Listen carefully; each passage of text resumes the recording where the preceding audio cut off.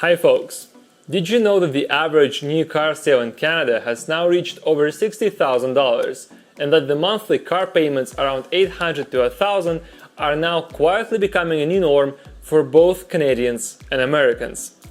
Pretty insane, right? Well, that's the sad reality of today's car market, where people are forgetting about the actual price tag of their vehicle, meaning the final total cost, and just look at the bi-weekly payments instead. The genius method designed by the salesman to keep you trapped in debt and make sure you pay thousands of dollars in interest over the years of your loan, because that's how they make money. However, it is still possible to get a good deal and pay a rational amount of money for a newish vehicle even today. And after researching and analyzing this new crazy car market reality for months, because I was actually looking for my own vehicle, I am finally ready to tell you precisely if you should go for a new vehicle or buy used, what makes more sense from the financial standpoint in the current market, and if it's better to lease or finance, considering the current rates. I will be taking Canadian rates as an example, but I'm sure in the US situation is pretty much the same, so maybe 1 or 2% off. First off, should you buy new or used in today's car market? The answer might trigger some people who still live in this pre-COVID cars market reality and think that the obvious answer here is to always buy used because it allegedly saves you money. But as the market stands today, you most definitely should buy new instead. And there are multiple good reasons for that.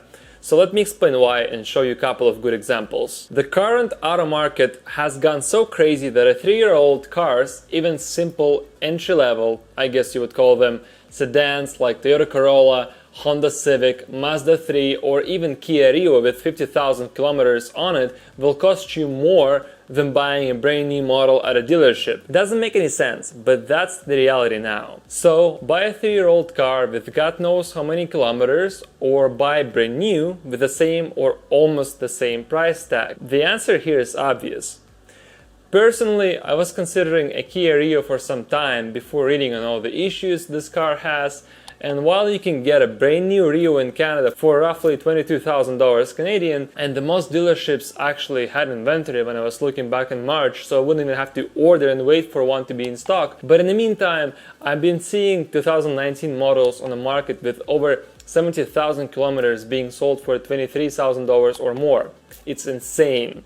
And people were actually buying them too, which is even more stupid. Well, if you buy used in this case, not only will you lose on the warranty and the peace of mind that comes with buying new, you will also get a car someone used for 3 years or more, which probably already has some kind of issues you won't even know about. Plus, you just cannot be sure how well it's been taken care of, if at all.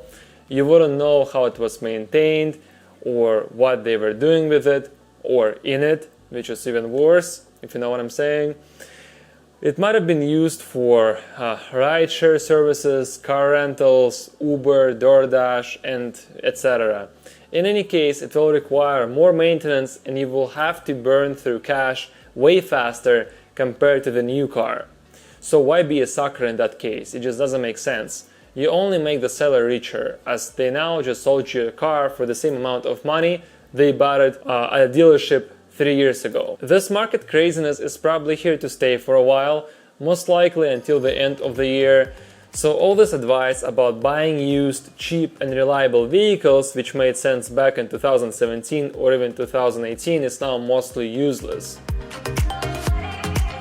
Now, let's get to the second part of this equation. Should you lease or finance? In my opinion, you should definitely go with the latter. Sure, when you lease, you pay slightly less in payments, though the difference in this market is so small it doesn't even make sense anymore. At least with the financing, you're more likely to get a better rate and the car will be completely yours at the end of the term, and you won't have to do a buyout to keep it.